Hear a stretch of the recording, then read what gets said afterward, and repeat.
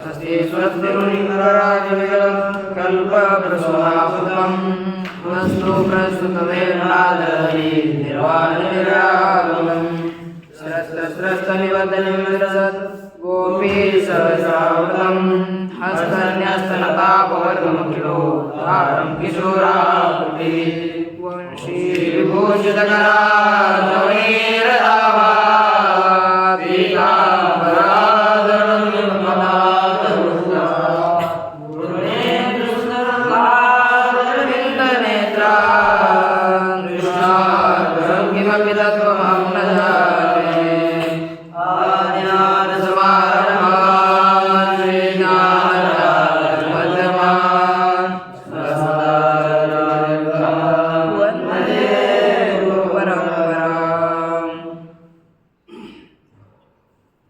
श्री भगवान पांडुरंग परमात्मा श्री ज्ञानोबा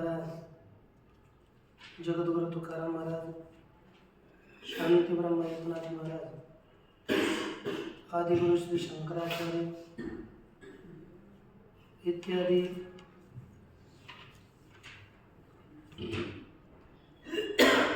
सब संतों के अलौकिक हेतु के कारण श्रीमद् भगवत के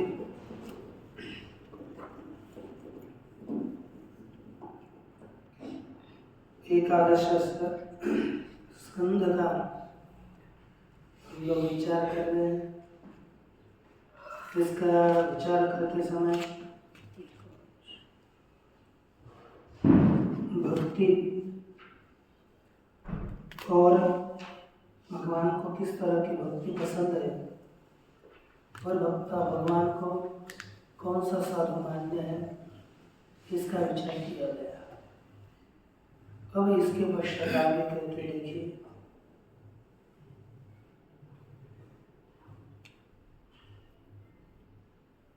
कृतस्य धर्मस्य अपरिकीर्तनम इत्यादि क्या अमानित्वादि गुणों का कथन करने के लिए आगे बोलते देखिए।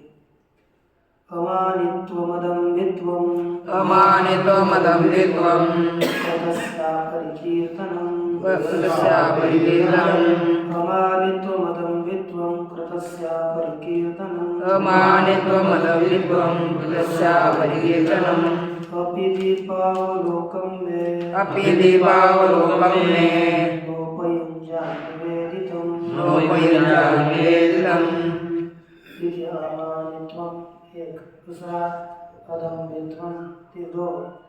यदि ये गुण होने चाहिए भक्तों में।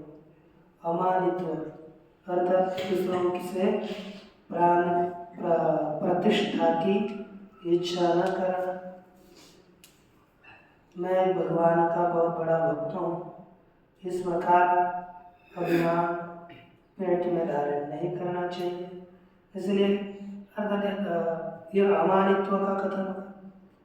दूसरा है अदम्भित्व।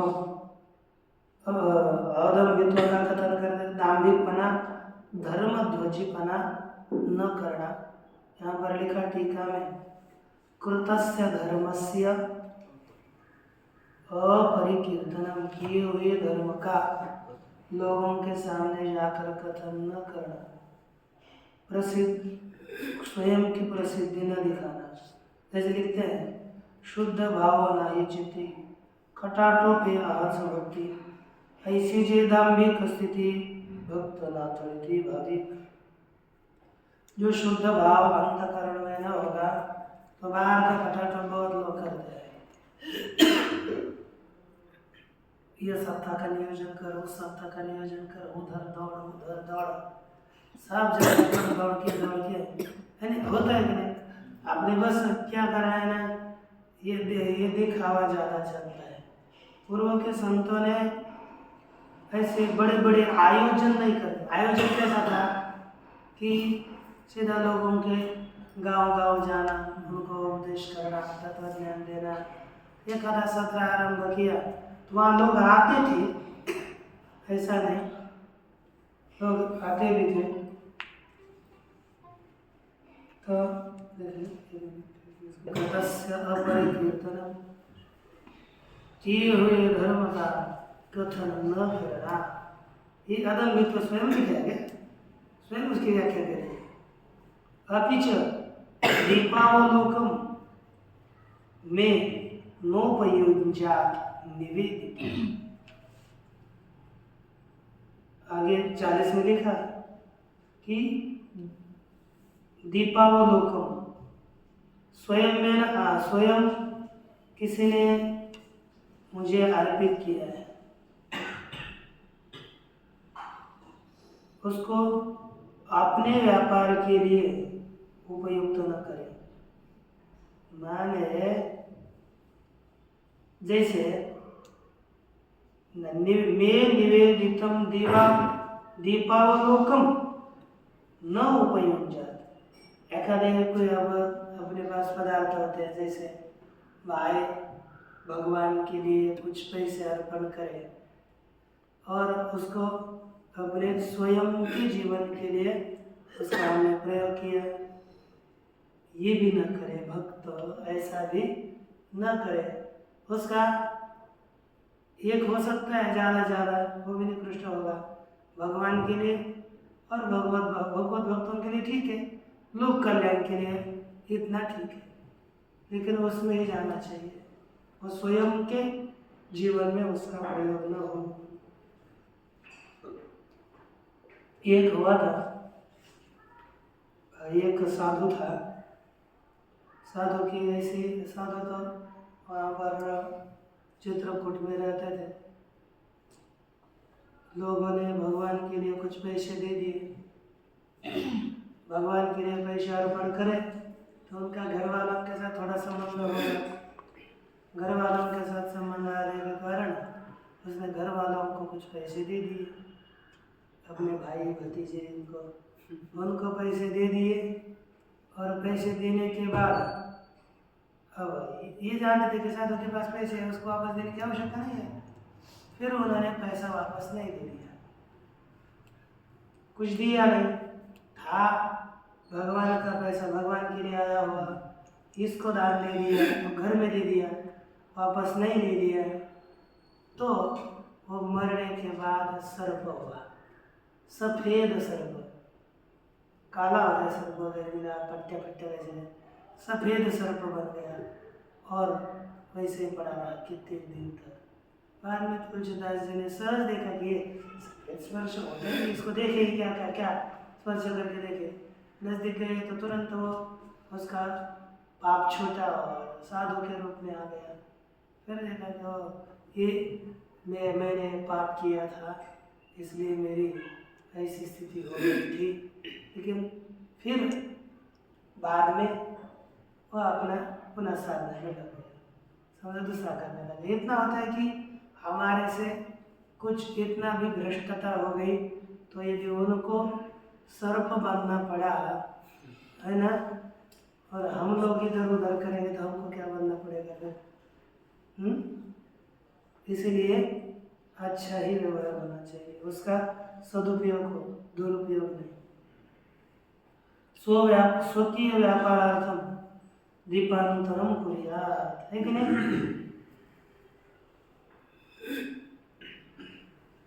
अच्छा,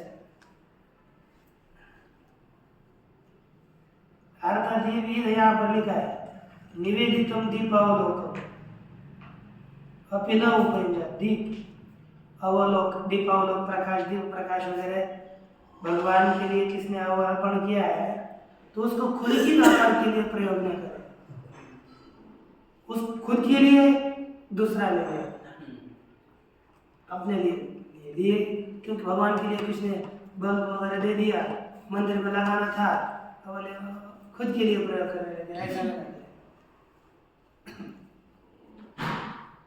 आगे कहते हैं टीका में, स्वयं अन्येन वा निवेदितम न स्वीकार्यात्। स्वयं अथवा किसी दूसरे ने भगवान के लिए अर्पण किए हुए तो खुद स्वयं प्रयोग न करे। एतच्च साधारण स्थावर विषयम राग प्राप्ति विषय, यह साधारण है, स्थावर विषयक और राग प्राप्ति विषयक यह समान ही है। भक्त्या तो ग्राह्य में भक्ति के द्वारा ग्रहण ही करना चाहिए। अब देखो किसी ने दे दिया, हमें अर्पण किया, लेकिन हमको दिया है किसी ने, भक्ति से दिया तो ग्रहण करना चाहिए। अर्थात राग प्राप्ति का विषय हो, अच्छा लग रहा है तब नहीं स्वीकार करना चाहिए। षड्भिर मासोपासेस्तु यत् फलम परिकीर्तितम विष्णुर्नैवेद्य सिद्धेन पुण्यम तद्भूयताम कलो। भूयताम कलो कहते हैं कि 6 महीने के उपवास के द्वारा जो फल मिलता है ना, हमें एक किंचित में प्राप्त करना है तो विष्णु नैवेद्य सीखते, भगवान को दिया हुआ जो नैवेद्य है उसका एक अन्न अंश भी होगा तो उस अंश सिक्त के द्वारा खाने वालों को पुण्य मिलता है इस कलयुग में। और भगवान का इतना प्रसाद हम ग्रहण करेंगे तो 6 मास में उपवास से मिलने वाला फल एक दिन के नैवेद्य शीत भोजन के द्वारा हमें मिलता है। इसलिए ऐसा प्रसाद तो हमें ग्रहण करना ही चाहिए। और आगे क्या कहते हैं, रुधिर रूपम मुखेन नैवेद्यम उदरे हरे पादोदकम च निर्माल्यम मस्तके यस्य सोच्युत। क्या होना चाहिए, ये कब मिलता है फल, कहते कि श्रद्धा से ग्रहण करना है। लेकिन कैसे, हृदय में भगवान का रूप धारण करें, एक दूसरा मुख में भगवान का नाम ले, तीसरा उदर में हरि का नैवेद्य जाए वही खाए। ये नियम भी बना ले कि भगवान का ये नैवेद्य मुझे खाना है, बाकी का खाना नहीं। ऐसा यदि नियम करेंगे तो अपना कल्याण निश्चित है। ऐसा मत समझे, देखो प्रयास करके देखो ना, कुछ भी खाते हो ना, किसी ने भी दिया होगा, पंक्ति हो बैठना ही नहीं चाहिए, भगवान का नैवेद्य देते भी खाना चाहिए, नहीं तो भूखे रह जाओ कोई चलेगा। पादोदकम भगवान परमात्मा का चरण कमल हमें लेना है ना। निर्माल्यम यह मस्तके यस्य, भगवान का चरणोदक ग्रहण करे।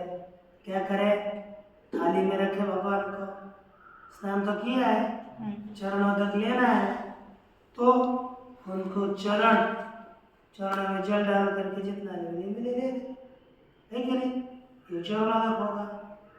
और भगवान को अर्पण किया हुआ फूल पुष्प इत्यादि उसको अपने मस्तक में धारण करें, बांधने माला पुष्प शिर पर, है ना।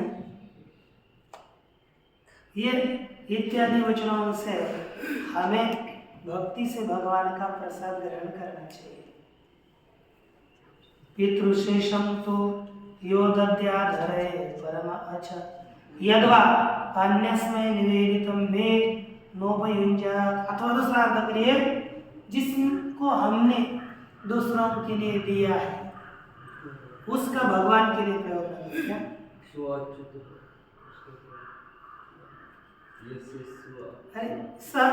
अरे जिसका मस्तक में धारण किया करने पर ये 6 मास का फल हमें एक नैवेद्य से मिलते हैं, वही अच्युत है, अच्युत भगवान जो स्वरूप से च्युत नहीं होता वह अच्युत है। यद्वा अन्यस्मै निवेदितम, अथवा दूसरों को अर्पण किए हुए पदार्थ को मैं उपयुंजा मह्यम न निवेदित इत्यर्थ, भगवान को अर्पण न करे। अर्थात जिसको हमने दूसरों को दिया इसको भगवान का क्या अर्पण करे। ऐसे कई भक्तों का तो ऐसा है, जो देह हमने किसी और को दे दिया उसको भगवान को कैसे दे दे। इसलिए कोई ब्याह क्यों नहीं करते, इसलिए कि जो देह हमें भगवान को देना है वो पवित्र देह भगवान को देना है, अशुद्ध विशुद्ध देह, क्योंकि आपने लिए अच्छी वस्तु चाहिए और भगवान के लिए हम दे दे तो गलीचे दे दे, ऐसा नहीं, पवित्र दे देना है। तो भगवान को देगा। ऐसे किसी के भाव के कोई भक्त इस भाव से देते हैं, ऐसे भी होता है। इसलिए नूतन नूतन अच्छी अच्छी वस्तु आएगी जो हमें दूसरों को नहीं दी है, वही भगवान को देनी है। अर्थात झूठी वस्तु भगवान को नहीं दी, अन्य में प्रयोग की वस्तु भगवान को न दी। विष्णु निवेदितान्येन यष्टव्यम देवतांतर। देखो, विष्णु को अर्पण किए अन्न के द्वारा अन्य देवता की पूजा करनी चाहिए, लेकिन दूसरे देवताओं को दिए हुए अन्न के द्वारा विष्णु की पूजा नहीं करनी चाहिए। पितृभ्यश्चैव तद्देयम् तदानन्त्याय कल्पते। पितरों के लिए वही देना चाहिए जो विष्णु को अर्पण किया है, वो अनंत हो जाता है। पितृशोषम तो योदत्या धरे परमात्मने, लेकिन पितरों के लिए अन्य देवताओं के लिए अर्पण किया हुआ और भगवान परमात्मा के लिए वही ला कर दिया जाता है, तो कहते हैं रेतोधाः पितरस्तस्य भवन्ति क्लेशभागिनः। उसके पितर रेतोधाः, रेत पान करने वाले हो जाते हैं। अर्थात विष्णु पहले देवताओं को और पितरों को दे दे, फिर इनको दे दे, तो इतना पाप लगता है उनको रेत पीने के समान। रेत माने वीर्य की सेवन के समान पाप इतना लगता है कि दुख के भागी हो जाते हैं, उनको दुख की प्राप्ति हो जाती है। इत्यादि वचन से यह पता चलता है कि अन्य देवताओं को अर्पण किया हुआ पदार्थ यहाँ पर लिखा है नर बीज भक्ष कार्य चौदाकार लिखा है। अर्थात वो पितर भी उनको वीर्य का सेवन करना पड़ता है, इतना पाप लगे दुख होता है। इसलिए भगवान को अर्पण किया हुआ हम प्रयोग न करें और अन्य को अर्पण किया हुआ भगवान को अर्पण न करें। अच्छा, आगे कहते हैं यदि नाथ महाराज ने क्या लिखा है, ऐसा ही कृष्ण धान्य सेवेची आचार्य आपण तै पीक लगडली रान ते सफल दान बोला था, है ना, वगैरह लिखा है। ज्ञानेश्वर ने लिखा वैसे है। आगे यदि अधिष्ठतमं लोके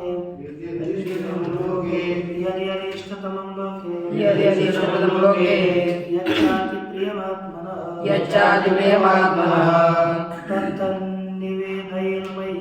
तत्तन्निवेदयन्मह्यं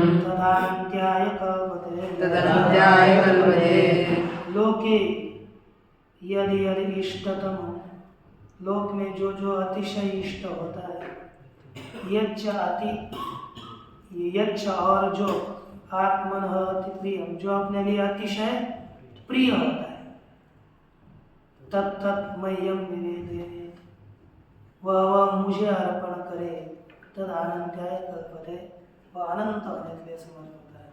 तो आपको जो जो अच्छा लगता है, क्या लगता है, पलंडो है ना, पोंगे है, पलंडो को तो भोगी नहीं लगता ही नहीं ना, निषिद्ध है ना।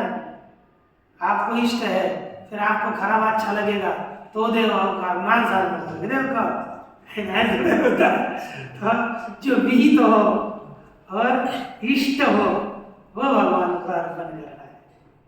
यदि इष्टतम यच्चाति प्रियमात्मनः, जो खुद के लिए अतिशय प्रिय होता है, तत्तद्मह्यं निवेदयेत्, वह मुझे अर्पण करे, वह अनंत होने के लिए समर्थ होता है। तो देखो भाई, टीका हो गई, टीका है ना, वह अनंतता को प्राप्त होता है। देखिए आगे बोला, इदानीम एकादश पूजा अधिष्ठानानि आह। अब 11 हमें पूजा के आश्रय बताते हैं, यहाँ भगवान की पूजा करनी है। कहाँ कहाँ देखो, सूर्योऽग्निर्ब्राह्मणो गावो, सूर्योऽग्निर्ब्राह्मणो गावो, वैष्णवखं मरुज्जलम्, वैष्णवकं मरुज्जलम्, भूरात्मा सर्वभूतानि पुरात्मा सर्वभूतानि भद्रं पूजा पदानि भद्रं पूजापदानि किसकी पूजा करने का? सूर्य एक, दूसरा अग्नि, तीसरा ब्राह्मण चौथी गाय, वैष्णव भक्त 5, अखम आकाश, मरुत जल 8, भू पृथ्वी आत्मा है ना 9 10 सर्वभूतानि है ना भद्र पूज्य पदानि कहे भद्र। ये तुझे पूजनीय पद है, पूजनीय स्थान है, इनकी पूजा करनी चाहिए। आप में इनमें से किसकी पूजा करते हो रहे? हाँ सूर्य की। हाँ कब प्रातः है? अर्घ्य कब संध्या करते हो क्या? हैं?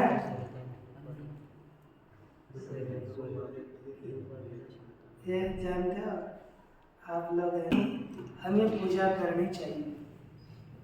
अब यहाँ पर कैसे करना है तो देखो, सूर्ये तु विद्यया त्रय्या सूर्ये तु विद्यया त्रय्या शानो यजेतमः हविषावनो यजेतमः आतिथ्येन तु विप्राग्रे आदित्येन तु विप्राग्रे गोष्वंगयवसादिना गोष्वंगयवसादिना। कहते कि किसमें कैसी पूजा करनी है?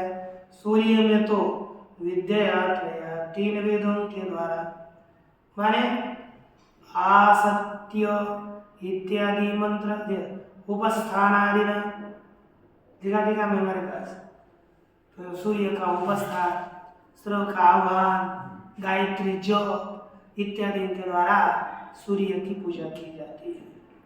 ये करना है। दूसरा हविषाग्नौ यजेतमाम, हविषाग्नि में मेरी हविषा चरो पूर्णाश्यादियों के द्वारा हवि के द्वारा मेरी पूजा करनी चाहिए। एक हो गया। उसके पश्चात कहते हैं आतिथ्य तो विप्राग्रे, आतिथ्य के द्वारा ब्राह्मण के आगे उसकी पूजा करनी चाहिए, ब्राह्मण श्रेष्ठ में पूजा करनी चाहिए। और गोशु अंग हे शिष्य तृण इत्यादि ला करके गाय को खिला करके गाय की पूजा होती है। बस आरती कर आई आप आरती गो माता की करके चले जाओ पूजा, उसको खाने पीने के लिए कुछ मत दे दो तो नहीं, खाना पीना नहीं, वैसे उसकी पूजा होती है।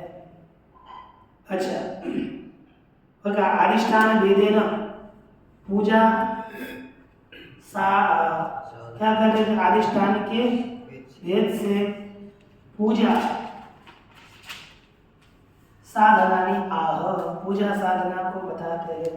सूर्य के द्वारा तोयादि द्रव्य ही कर्मणा देना। अच्छा गया त्रया विद्या का सुक्त उपस्थानादेव के द्वारा सूर्य की पूजा करनी चाहिए। हे अंग हे उद्धव यव इत्यादि के द्वारा गाय की पूजा करनी चाहिए। वैष्णव में वैष्णवे बंधु सत्कृत्या हृदय ध्यान निष्ठया वायो मुख्य धिया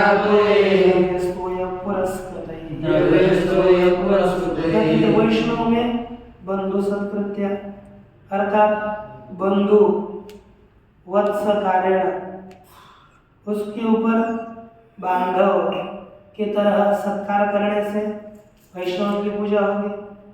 हृदय में आकाश की पूजा होती है। हृदय अर्थात हृदय आकाश में ध्यान निष्ठा के द्वारा हृदय आकाश की पूजा होती है। अंदर अपने शरीर में वायु मुख्य धिया हो देखो उत्का मुख्य धिया अर्थात सर्व देवोत्तम वायु, सभी देवताओं में वायु श्रेष्ठ है ऐसे जानने से वायु की पूजा होती है। जल में जल पुष्प तुलसी इत्यादि के द्वारा अर्घ्य देने से जल की पूजा होती है। ये जल की पूजा है। गंगा नदियों में जाकर उसको पुष्प इत्यादि अर्पण करो, उसके द्वारा उसकी पूजा होती है। वही कहा टीका में कि बंधु सत्कृत्य बंधुवत सम्मान, बंधु की तरह सम्मान करना, समाधान की तरह उसका वैष्णव का सम्मान करे। हृदय में हृदयाकाश में, हृदय के माने हृदयाकाश ध्यान निष्ठा होनी चाहिए। और वायु की मुख्य धिया अर्थात प्राण दृष्टि से वायु की पूजा होती है। तो आदि द्रव्य ही तर्पण आदि तो इत्यादि द्रव्य जल की जल इत्यादि द्रव्यों के द्वारा तर्पण इत्यादि के द्वारा जल की पूजा होती है। स्तंतिले मंत्र हृदय मंत्र हृदय भोगेरात्मात्मनि क्षेत्रज्ञं सर्वक्षेत्रेषु समत्वेन यजेतमाम्। देखो मंत्र हृदय ही हो गई। स्थंडिल माने पृथ्वी में गोमय गोदान इत्यादि के द्वारा लिप्त पृथ्वी में मंत्र हृदय ही हो गई।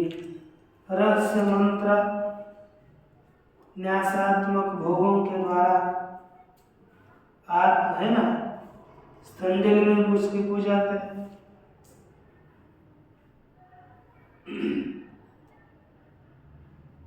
प्रातः पृथ्वी की पूजा होती है ना, स्थंडिल से हम ये बोलते हैं ना यज्ञ कुंड, वहाँ पर मंत्र वगैरह सब बोल करके वहाँ पर पृथ्वी की पूजा होती है। आत्मानम आत्मनि परमात्मा का अपने अंतःकरण में पूजा करें। क्षेत्रज्ञं सर्वभूतेषु सर्वभूतों में जीवों की पूजा हो। समत्वेन यजेतमाम् और समरूप से मेरी पूजा करें। इस प्रकार हमें इन पूजाओं का विधान किया गया है। अच्छा 40 श्लोक 4 बचे ना।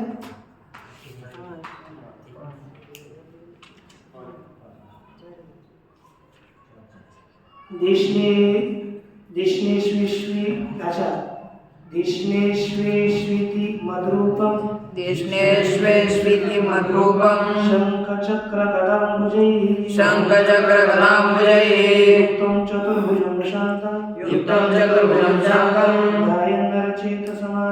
ध्यायन्नरचेतसमाहितः। देशनेष्वेषु इन स्थानों में शंख चक्र गदा भुजैः मधुरूपम, शंख चक्र गदा कमल इत्यादि के द्वारा मेरा रूप कौन सा चतुर्भुजम, उन सबसे युक्त चतुर्भुज शांत रूप एकाग्र होकर समाहित सन ध्यायन्नरचेत, एकाग्र होकर ध्यान करता हुआ इन्हीं 11 स्थानों में मेरे रूप का ध्यान करता हुआ पूजा करे। ठीक ना, ये हमें पूजा बताई। तदपटिका में स्थंडिल भूमि, स्थंडिल में अर्थात पृथ्वी की मंत्र हृदय रहस्य मंत्र न्यासन के द्वारा पूजा करें। सर्वाधिष्ठानेषु ध्येयमाह, वहाँ पर किसका ध्यान करना है ये ध्येय बताते हैं। दिशनेषु इति अनेन मंत्र प्रकारेण येषु दिशनेषु, इस मंत्र प्रकार के द्वारा इन स्थानों में भगवान के रूप का ध्यान करें। इष्टापूर्तेन मामेव यो यजेत समाहितः लभते मयि सद्भक्तिं मत्स्मृतिं साधु सेवया इष्ट समाहितः सन् इष्टापूर्तेन मामेव यजेत सः साधु सेवया मयि सद्भक्तिं मत्स्मृति ही लभते। क्या साधु सेवया मत स्मृति मत भक्तिम लभते, सद्भक्तिम लभते। कहता है कि जो समाहित एकाग्र होकर इष्टापूर्त कर्म के द्वारा मामे वयजित मेरी ही पूजा करता है, वह साधु सेवया साधु की सेवा वाला और मेरी स्मृति करने वाला, मई सद्भक्ति लभते, मुझमें सद्भक्ति को प्राप्त कर लेता है कि नहीं? ये साधना करेंगे, भगवान इष्टापूर्त कर्म करके भगवान को अर्पण करो और भगवान का स्मरण करो और साधु सेवा करो। इसके द्वारा भगवान की सद्भक्ति साधकों को प्राप्त होती है। ठीक है, उक्ताया भक्ति फल बताए, भक्ति का फल कहते हैं सद्भक्ति इष्टापूर्ति नहीं थी, सद्भक्ति दृढ़ भक्ति को प्राप्त करता है। अस्या भक्ति अंतरंग साधन, इस भक्ति का अंतरंग साधन कहते हैं इत्थम मत स्मृति ही साधु सेवा, मेरी स्मृति साधु सेवा, अर्थात साधु सेवा के सहित मेरा स्मरण, यथवा स्मृति ज्ञान अथवा स्मृति ज्ञान, उससे ततश्च दृढ़ भक्ति ही दृढ़ भक्ति मत, उससे दृढ़ भक्तिमान हुआ पुरुष को साधु सेवया ज्ञानम भवति, साधु सेवा से मेरा ज्ञान होता है कि नहीं? तो मेरी भक्ति प्राप्त होती है और साधु भक्ति प्राप्त हो गई तो साधु की सेवा करेगा और साधु की सेवा से ज्ञान प्राप्त होता है। अब आगे देखो, प्रायेण भक्ति योगेन संगेन विनोद्धव उपायो विद्यते सम्यक् सद्र्यं प्रायणं हि सतामहं प्रायेण सत्संगेन विना सद्र्यं उपाय न विद्यते, प्राय करके किसके द्वारा है ना, भक्ति के बिना अच्छा कोई उपाय नहीं, मेरे प्राप्ति का साधन नहीं।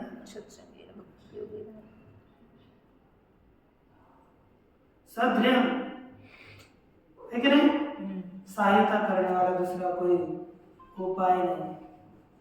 प्रायणम सताम महत्, यही सज्जनों का महत्, सताम अहम, सज्जनों का मैं प्रायण हूँ। प्रायण अर्थात प्राप्तव्य, प्रकर्षेण अयनम अर्थात उपाय, उपे, ये दोनों भी भगवान ही है। प्राप्तव्य भगवान है और प्राप्ति का साधन भी भगवान ही वही है। अतः तत्परमं गुह्यं शृण्वतो यदुनन्दनं सुगोप्यमपि वक्ष्यामि त्वं मे भृत्यसुरसखा। अतः तत्परमं गुह्यं, और यह अतिशय गुह्य है ना यदुनन्दन, यह अतिशय गुह्य श्रवण करने वाले मुझे है ना, सुगोप्यमपि वक्ष्यामि, अतिशय सुनने वाले तुझे, अतिशय गोप्य गुह्य यह तुझे बताता हूँ। तुम में वृत्ति है, क्यों बताता हूँ? तू मेरा सेवक है, सुहृद है और सखा है, सब कुछ है। ये गुह्य क्यों बताते हैं? यही प्रयोग भक्तों में सखा चैत्य रसमेत उत्तम, अर्जुन के लिए भी यही प्रयोग किया है और उद्धव के लिए भी, क्या हो गया? उद्धव के लिए भी यही मिलेगा, ठीक है ना? इति श्रीमद्भागवते महापुराणे सातवं संहितायां एकादश स्कंदे एकादश अध्याय, अरे वो तो भागवत की पुस्तिका है, टीका की होगी ना बात। देखो, ज्ञान भक्ति मार्गो उक्तो, ज्ञान के और भक्ति के ये आपको मार्ग बताए। तत्र ज्ञान मार्गादपि भक्ति मार्ग श्रेष्ठ है, ज्ञान मार्ग से भी भक्ति मार्ग श्रेष्ठ है, ऐसा कहते हैं, है कि नहीं?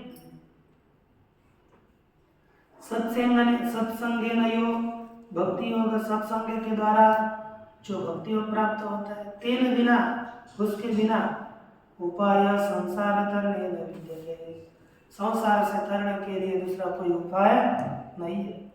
सत्संग इत्यत्र हेतु में सत्संग यहाँ पर एक हेतु बता रहे ही, क्योंकि ही माने यस्मात् सतामहं कायनं सज्जनों का है प्रकृष्टम अयनम आश्रय अतः सत्संगो मयि अंतरंग इत्यर्थ। सत्संग मेरे लिए अंतरंग है कि नहीं।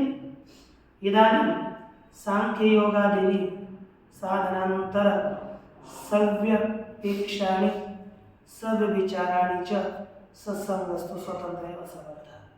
देखो अब जो सांख्य योग इत्यादि साधनांतर है, सांख्य योग इत्यादि है वे अन्य साधनों की अपेक्षा करने वाली है और सव्यविचारी है, और निश्चित फल देंगे कि नहीं बता सकते, किंतु सत्संगस्तु स्वतंत्र एव समर्थ।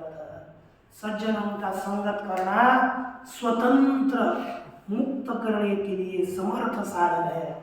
फलाविचारी और उसका फल अविचारी फल है। सज्जनों का संग, संतों का संग करने पर निश्चित हमारा कल्याण होता है। सांख्य योग इत्यादि साधनों का आश्रय करने पर होगा कि न होगा इसमें संदेह है। इसलिए का वर्ण तो एतद् वक्ष्यमाणं परम गुह्यम्, यह आगे बताया जाने वाला परम गुह्य है, अतः श्रवण उसको सुनो। इति श्रीमद्भागवते एकादश स्कंधे भावार्थकायां टीकायां एकादशोऽध्याय। इस प्रकार यह बताया। अब आगे साधु के संगत का वर्णन करेंगे, क्योंकि वही एकांत का साधन है। उसी साधनों का हमें अच्छी तरह से अनुष्ठान करना, इसलिए कहेंगे एक पूर्णस्य पूर्णमेवावशिष्यते। ओम